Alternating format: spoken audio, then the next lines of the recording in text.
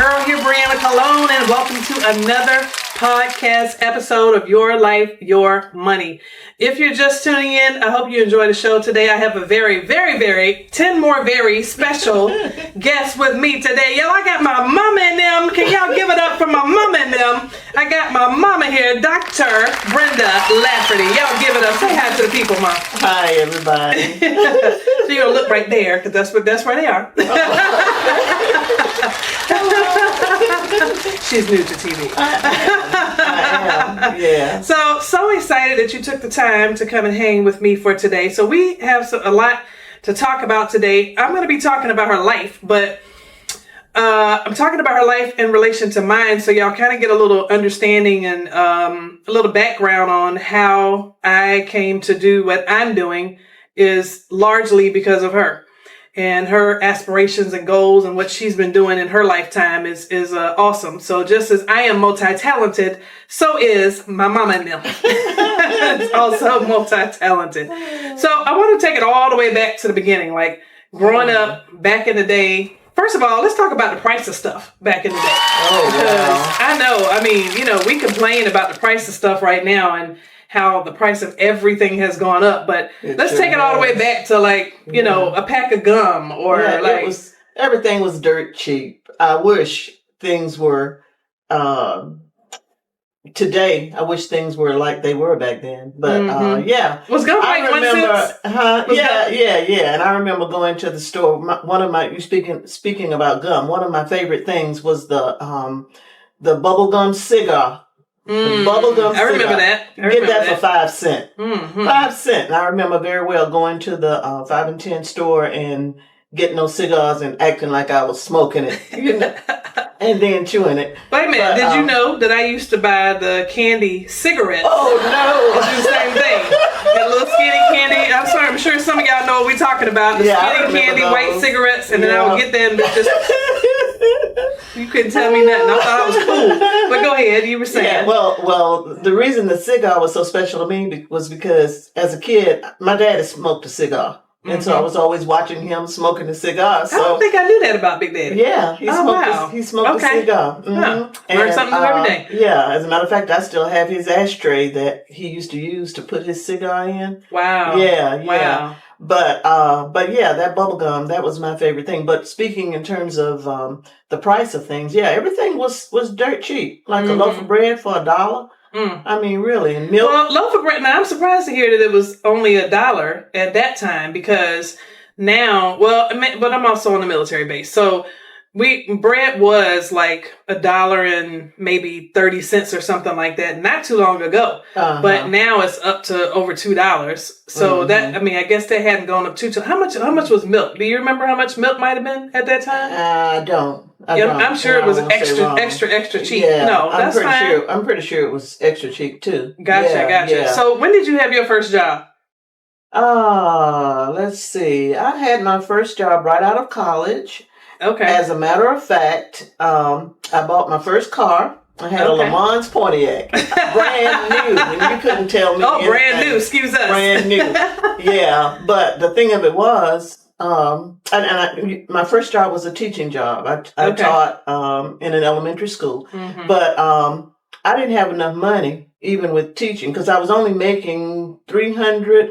I still have my first pay stub. I think it was like $386, something like that. A month. Wow. For the month. Wow. Yeah. Wow. And we got people today making $30, $40, $50, $80, $100,000 a year and can't even live off of that properly. Yeah.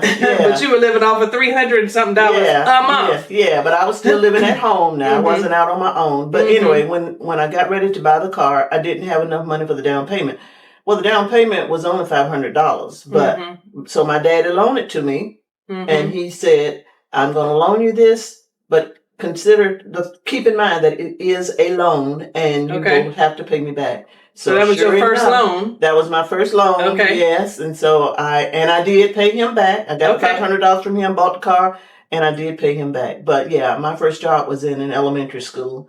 Wow. Yeah. Okay. Yeah. And I remember when the check became $500 and something dollars and then $1,000, it kept going up. Gotcha. So do you recall at all how you were managing money back then, or did y'all have it? Did your parents did Big Mama and them. You know, some of y'all can relate to that. My grandparents were Big Mama and Big Daddy. Mm-hmm. But do you recall them having any rules while you were living at home as far as what you could or couldn't do with your money? Or did they just kind of leave you to kind of figure it out on your own? Or do you remember any of that? Yes.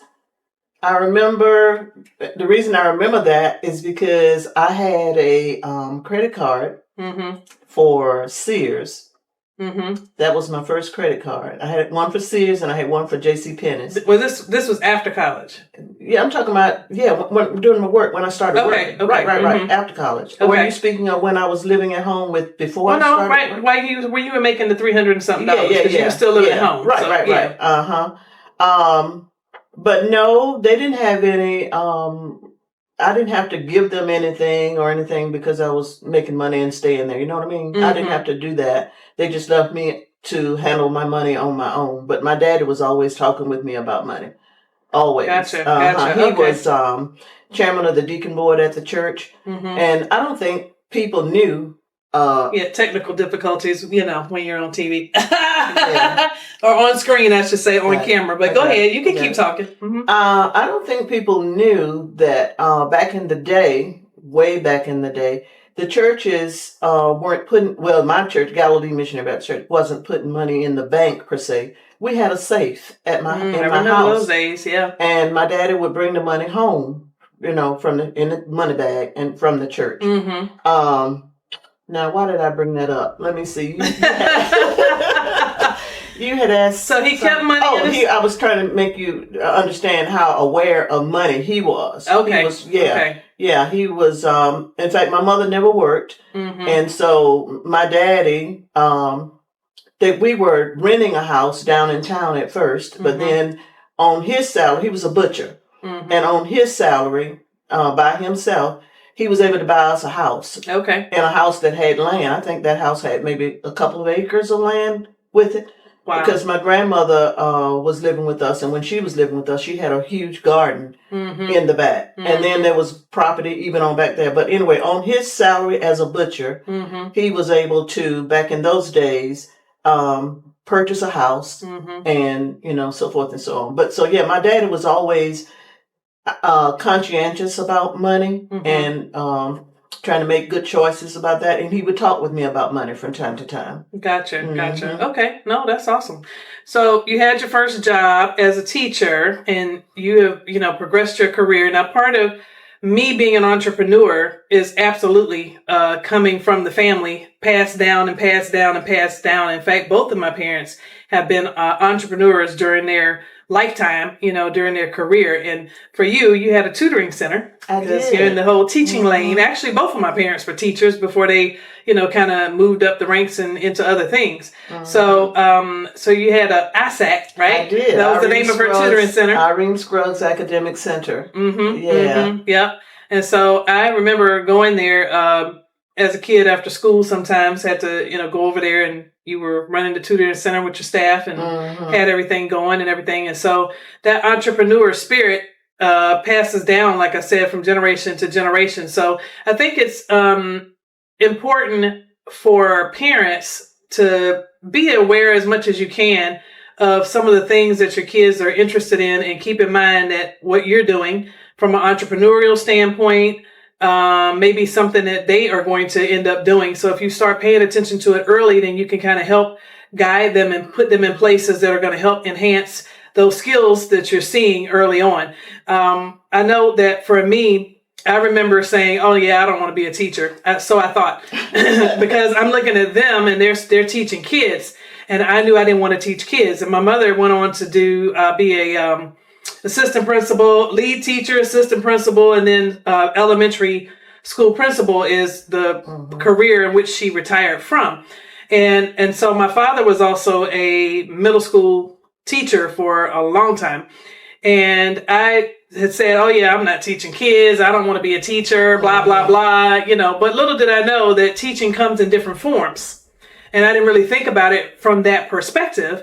And then ultimately I became a financial teacher and just didn't realize, how what they have done, how much of that was going to pass on to me. So I'm still, in my case, in the financial arena, now teaching and inspiring, just like they were teaching and inspiring kids. I'm teaching and inspiring adults to be able to enhance and do better in their financial life. So I just wanted to point that out for the parents watching, in terms of just really thinking about how the things that you're doing will translate into your kids' lives and into their adult life, and how they end up moving and shaking with their respective careers. Mm-hmm. So, and then also about what's possible, because not only is she did she retire as an elementary school principal? How many years?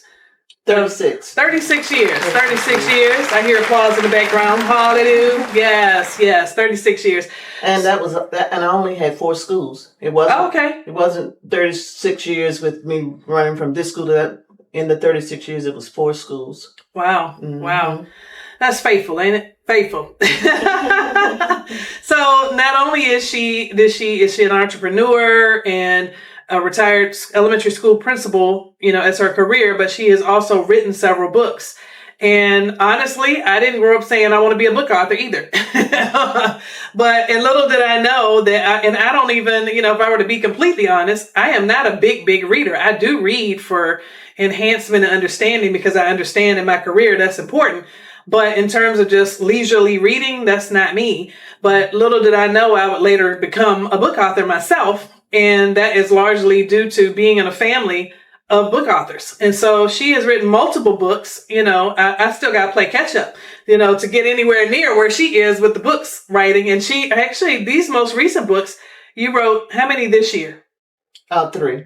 3. 3 books that you wrote this year?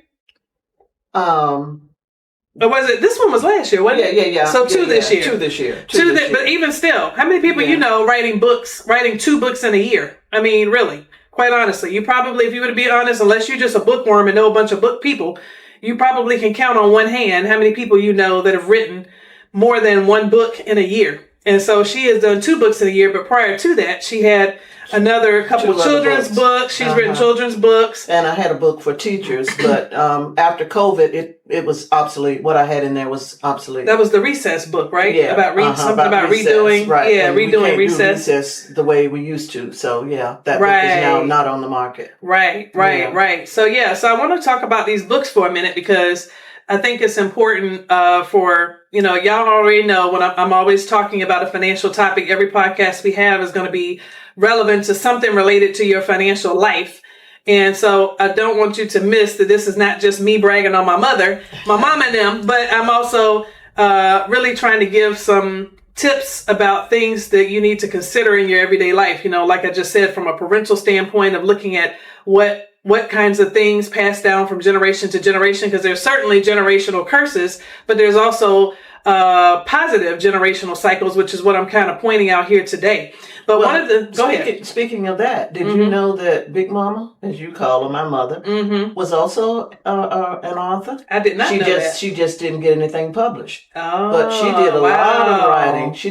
Wow. As a matter of fact, I have some of what she wrote, and hopefully one day, if I live long enough, God's will, I'm going to publish that. Some of her writing. Wow. Look at that. I'm trying to learn y'all something today, and I'm learning something for myself that my grandmother, Big Mama, who I was very close to, and now I'm bothered that she didn't tell me that she was a book author. But she apparently wrote a book or was writing some books. Wow. Did not know she was a writer. Well, once again, it's just proving about what goes down from generation to generation. You just never know. Even the music side of the music is all over our family. Yeah. And, when you start considering things of that nature, I'm a worship leader. You just never know how the music is going to manifest in the next generation. And so it is, like we just said, with career, it's been the same with music. My mother sings, and she also has played the piano, and my grandmother also played. My uncle played. I played the piano. I also sing, and mine showed up in the form of being a worship leader and being a choir director. Of course, my daddy sang, Right. My grandfather sang, and now I have 3 sons. All 3 of my sons can sing. They all play different instruments. So it's all very interesting. These generational cycles and how it passes down from one to another. So again, I'm just really driving home the point about parents paying attention to the things and skills that your children have, so you can really do what you can to kind of move them in the direction of what you're seeing, and then that'll help them to make good choices in their career path earlier. The more that we can recognize it, the more that we can guide them on ultimately to their destiny. So one of these books that she's written is called 16 Ways to Enhance Success. And hopefully I'm showing that in the middle of the screen, but it's available on Amazon. And so if you want to look it up, you can look it up probably by just her name. Dr. Brenda Scruggs is her previous name. That's my pen name. Her pen name. Okay. So this is her pen name, Dr. Brenda Scruggs, and Scruggs is SCRUGGS. SCRUGGS. So if you type in Dr. Brenda J. Scruggs in the Amazon search, then you should be able to see it there. So and it comes in hardback as well as paperback. Okay. That's the paperback. Gotcha. So you can have it your way. It's like Burger King, have it your way. Okay. You can have a hardback, you can have a softback. But let me just give you a little bit about this, because let's see. So this is well, you're right here. Let me let you talk about the book. Whatever you want to tell us about it. Okay. Well, this is really based on things that that I was taught by my parents, because every Saturday night we would always sit around the table and we would discuss the Sunday school lesson and other things that they wanted to tell us as parents every Saturday night without fail. Of course, on Sundays, we went to church. But a lot of the things that they shared with us, and I say us because I had two brothers, and so we would always all be around the table. But anyway, a lot of the things that they shared with us is what I have in the book here. Some things based on scriptures. Well, like this one, in lesson 6, it says, respect God by always looking your best when you enter his house to worship. Lesson 1, plan ahead for the future so that the future doesn't surprise you. And that one is so true.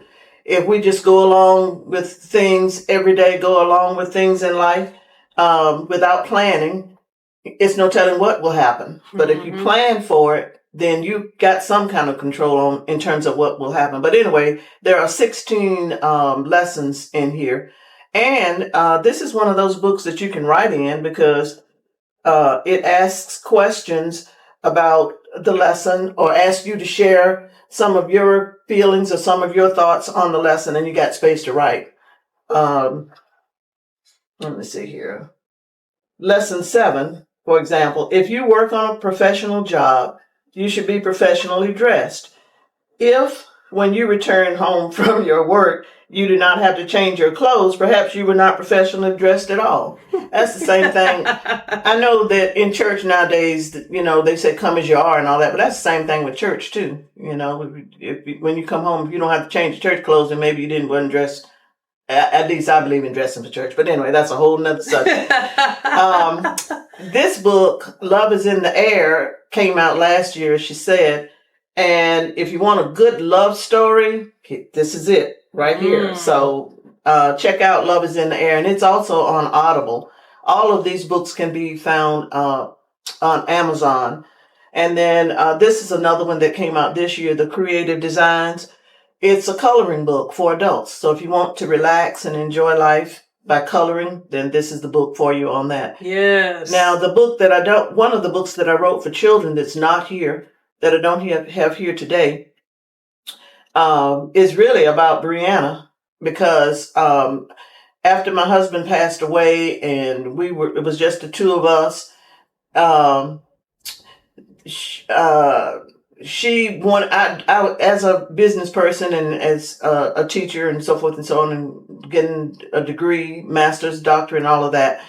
And when I was traveling, sometimes I couldn't take her with me. And so the book is about how she spent time with Big Daddy, and spending time with Big Daddy led her to knowing the Lord and wanting to be a member of a church and so forth and so on. But that book is called The Cornerstone. So, and you can find that one in Barnes and Noble, Amazon, all of those places. Just go to Amazon, type in Brenda J. Scruggs, so you can find all of her entire book collection. I love doing I can speak to this about adult coloring books. I love these because they're so relaxing. When I have time to do them, it's good mental stimulation. You're focused on something else, and it's just really, really relaxing. So if you haven't ever tried that before, you should absolutely try that. And start with this one. Creative Designs. I love it. I love it. That's awesome. So she's a book author and also a singer. Did you want to sing today? I was kidding. I didn't think she was going to do it. We went to Austria last year. My mother and I went to Austria because my oldest son who's a professional violinist. He was playing in Austria for a festival, and we got an opportunity to go and stay in this castle way up in the mountains on a hill. Yeah, it's beautiful. And the whole area, which is really, really beautiful, reminded me of The Sound of Music, the movie. And so I had her do a video with me where we were trying to harmonize together and sing some of the songs from The Sound of Music, because we were outside and some of the beauty around the castle and whatnot. It was a lot of fun, but what you just did reminded me about that. It reminded me about that. So, and while I'm on that note, I want to just kind of give a general plug, because again, I'm always trying to inspire people, mostly in a financial way, but since I'm on the whole mama piece, I thought I would also just inspire you guys to, if you are not making as much time as you should to spend with your mother or your father, for that matter, that you make the time to do it and create those memories. You know, we got some great pictures and videos from our time in Austria, and we've been traveling and going places. She about to cry, y'all. Traveling and going places. And she's got a favorite spot. You know, do you know your mom's favorite spot? How about that? Do you know your dad's favorite spot to go on vacation? My mother likes to go to Myrtle Beach. That's her thing. Myrtle Beach. Now, she doesn't mind going some other places here and there. She's going other places with me, but if I ask her where you want to go for Mother's Day, her top answer is, I want to go to Myrtle Beach. So we've kind of made Myrtle Beach like an every year situation, if you will, situationship. And we just go and get a condo on the beach and just chill and take in the peace and serenity of just being and doing whatever we feel like doing, whenever we feel like doing it. Sometimes she's working on a book and sometimes I'm working on stuff, and we just chilling, you know? And so my point is, and I'm sure there are many of you who do take the time to spend time with your parents and that kind of thing. But if you don't, if you're someone that does not, maybe this message is for you today, to really consider, you know, what can I do different? You know, life, people say life is short. I like to say life is long. I don't want my life to be short. I want my life to be long. We got to watch what we say, people, really. But I like to say life is long, but for as long as I have this life, I would like to make the most of it. And part of that is enjoying time that you can spend with family and friends. And so though I do work hard and I work a lot of long hours, I do still try to make some time to hang out with mama and them. On that note, we're going to take a really quick break, and we will be right back.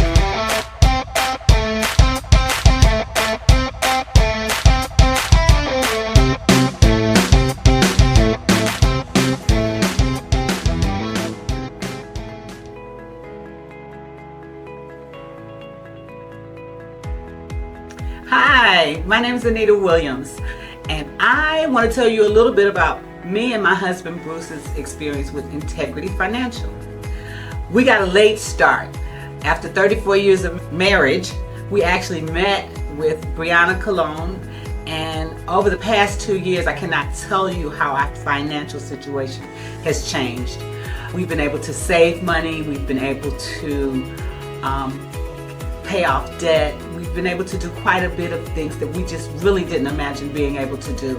All I would say is give them a call, and I promise you, you'll be able to do things in your life you never even imagined. It will be life-changing. Just be honest, let them know all of the skeletons in your financial closet, and I promise you, your life will never be the same. Thank you.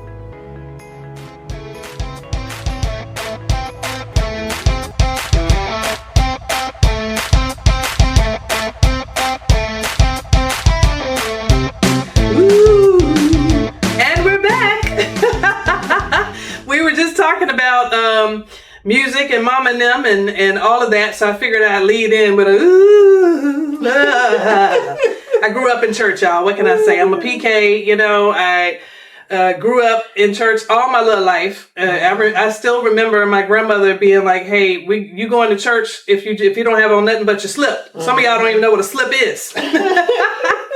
But you were getting up and you're going to be ready on time. If you just in your drawers, you're going to get up and go to church, period. Okay? That's right. That's just how it was. So I do appreciate you keeping me in church and making sure that even if you weren't available to take me, grandmom and them were going to make sure that I was in church. Between y'all and my father, there were no other options. What other option? And it's definitely played a role in the woman that I am today. I'm gonna try not to say too much. I don't want to make her cry. But just really, really grateful. I do need to make one correction because my producer told me that I used the word incorrectly. I said situationship, not really understanding what situationship meant. And so now that I understand what it means, clearly I haven't been using that word. I just have only heard it, and but yeah, didn't use that correctly. So just disregard that whole entire statement about situationship.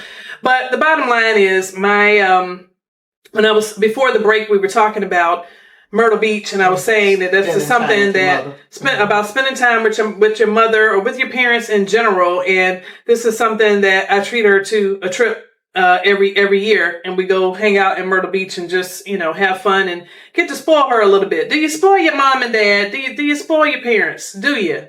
If you're able to do that, then great. If you're not financially able to do it, then you need to be calling us or looking on our website, thank you very much, integrityfsi.com, because you too can have a better financial life. Amen, somebody. So anyway, as we were, so drama ministry. That's something else that my mother and I have in common because we're full of drama. No, I'm kidding. I like to do acting, as does she. And so she is now over the drama ministry at her church. So even in her retirement years, where she, is really chilling and just enjoying life, she's still taking on, other responsibilities and still working in the capacity of a leader and being over the drama ministry at her church, which I think is very good and noteworthy. I've been doing a lot. Yeah. So what's the name of your church? Is First Missionary Baptist Church. Yes. In Frederick, Maryland. Shout out to Pastor McLaurin. Yeah. And so the drama ministry, that's the main thing that you do there, right? Yes. Okay. Got you. Awesome. So I want to shift gears and talk about retirement for a minute, because my mother is a part of the Integrity Financial family. Yes, Amen. Yes, I am. And so while you were still working as a principal, she came and talked to me about her finances, which I don't take lightly, because y'all already know your parents don't always be coming to you talking about, hey, can I talk to you about retirement? And, if they know that that's your area of expertise. So the fact that she trusted me with that is definitely something that I don't take lightly, nor do I take it lightly for any of my clients for that matter. It's always a privilege for someone to allow you to work with them when it comes to their finances, because that's such a sacred area, such a private area that people don't really often like to talk about, especially if it's not where they feel it should be, or, that type of thing. So, but in your case, you were trying to prepare for retirement, and you were just trying to see kind of where you were, so to speak. Right. And so I'll let you tell them what we determined at the time. Yeah, I remember that as if it was yesterday, because I think this was like June, July, something like that. And you all know that a school year goes for 9 months. Usually the children come in September, and then school is out in June. Well, this was like June, July, somewhere along there when I was talking with her. And when she told me that I would be doing better being retired than I was working. In other words, I was going to have more money being retired than I was working. I put in my papers, and guess what? I retired in December of 2009. I didn't even wait until the school year was over. December 2009, I came out. She was like, I had for that reason, I'm out. Yep, for that reason, I'm out. And so, yeah, I had my 36 years plus. And so, yeah, and I've been enjoying retirement ever since. Thanks to my financial advisor here. Awesome. Praise God. Well, I think that's a good point to pause at to talk about, because with retirement, a lot of times people don't really realize, especially when you have that many years of service, and if you've just been putting money in a retirement account and hoping it's going to land where you need it to land, but you've never sat with anyone to help analyze your numbers and really see where you are, you could really, with 30 plus years, you could absolutely be worth more, making more money not working than you are working. How many people are doing that? I've seen some of our clients in that predicament, that when we brought that to their attention, they were like, what? Oh my goodness. What in the world? So that is for those that are listening who are still working, and you are over the 30-year mark on your years of service, and you want to know, you're not 100% sure if you can retire comfortably. I don't know exactly where you are. I do want to invite you to schedule a free 15-minute consult with someone from our team, because you may find out, you may get a surprise like she did. Like, oh, wait a minute. You mean I can have 9,000 if I retire now, as opposed to keep working and making 7. Wait a minute. What am I doing? What am I doing? That's just one hypothetical of many different scenarios. So it is definitely important to make the time to get retirement planning. Sometimes people have the right idea. I know I got to put money in a retirement account, but having a retirement account is not the same as having a retirement plan. Right. You got a plan to retire. Right. And planning is not just based on, I reached 35 years and so now I'm eligible to retire. That means absolutely nothing if you are not financially ready. And financially ready also means making sure you get rid of as much of your debt as possible before you retire. Anybody want to raise your hand that you want to retire with debt? Any takers on that? I mean, why would you want to retire with debt if you have a choice? That's probably part of the problem, is that people don't understand that that is optional. I actually could retire with no debt. I hadn't even thought about that. Oh my goodness. There are some people who hadn't thought that far, because you just get kind of comfortable and used to your daily routine doing things the way that you've been doing them. So you don't really think about, well, I wonder if it's possible for me to get rid of all of this debt, including the mortgage, before I retire. Or even if it's, not, if your retirement time that you want to retire is too close for you to get rid of all the debt before, what if you could get rid of it shortly after? How would that change your retirement life? If you suddenly got freed up from, maybe you got $800 a month going out for debt every month, and you're not retired yet, and then you retire and you still have the same $800 debt, how would that change your retirement life if you freed up that $800 a month of debt? Or how would it change your retirement life if you got rid of that $3,000 a month mortgage that you're paying for every month? If you didn't have to pay that, what could you do in your retirement years with that extra $3,000? I could think of a whole lot of uses, because I like to travel. So I can think of a whole lot of places that I would be trying to go every month if that were me in that situation, and I knew I had the opportunity, that it was actually possible. There are some people who have the doom and gloom attitude of, I don't know, I doubt it. I doubt if I'll be able to retire before 67. I'm probably going to have to work till I'm 90. And I met with a client recently who said that to me, that they thought, I'm going to have to probably work until I'm like 100. And I'm thinking to myself, wow, the mindset that some of us have had and have allowed ourselves to grow into. Guys, first of all, from a scriptural standpoint, with God, all things are possible. All means everything. So that means it's possible that if I want to be able to retire by a certain time, I can have what I say, but I got to be willing to do the work. There's definitely going to be work required if you want to be able to retire sooner. It's just a matter of, are we willing to do what's necessary to have what we want? How bad do you want it?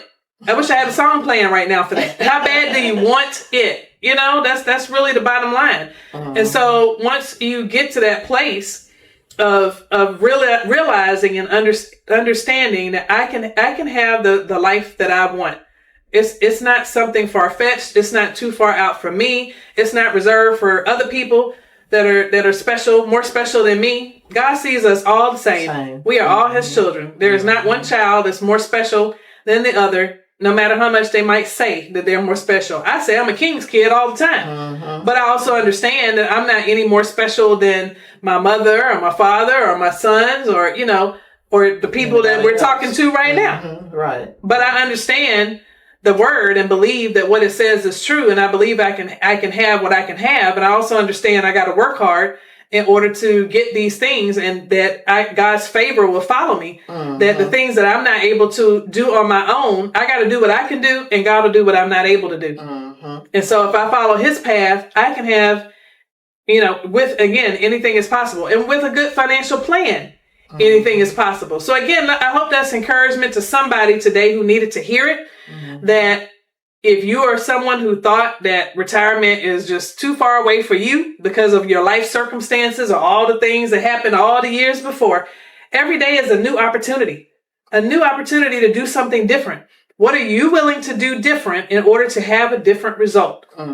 Your way didn't work before. That's fine. Acknowledge it and move on. What can you do different? Are you willing to get the help you need in order to press through and move forward and get to the other side of what happiness looks like for you? I'm done. I know I probably preached a sermon. I feel like I need to go ahead and pull out the offering baskets. Ushers come at this time. But is there anything you want to add? Go ahead. Another one of the lessons in here that's related to what you just said is to do the hard things in life first. And that can be a hard thing for some people to have. So do that. Then the easier things will be easy. So do the hard things first. And that's a hard thing to do. That's right. Figure that out, but do it. Just do it. That's what Nike says. Just do it. Yeah. So as we wrap up today, guys, I just want to remind you again to pick up a copy, if you would like to, of 16 Ways to Enhance Success. She's got the hard copy as well as the soft copy. You can find it on Amazon. You just type in her name. We're showing it here at the bottom of the screen, but it's Dr. Brenda Scruggs, and that's Brenda. I'm sure y'all know how to spell Brenda. Scruggs, Scruggs. So you can order that. There's also Love is in the Air, her other book, if you just want to get into something a little more, what do you call this? What's the description for what you call this type of book? It's a romance. That's the word. It's a Christian romance novel. Yes. Christian romance If you want to get into a Christian romance novel, get some romance. And let me just tell you real quick, in this story, there's a Christian lady who is in love with an atheist, so to speak. And so in order to find out what happens between the two of them, read the book. Yep, that's it right there. Read the book, read the book, read the book. Now, do you know, I know you're on Instagram. Do you know your Instagram name? It's Brenda Scruggs author.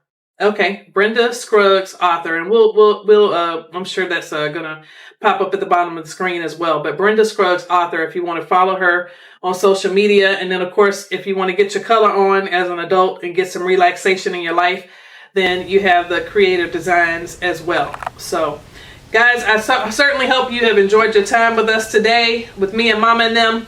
And until next time, be blessed. This is Your Life, Your Money. If you liked this episode, please share it. Share it with your mom. Share it with your dad. This might be inspiration for them too as well. So until next time, be blessed. Bye-bye.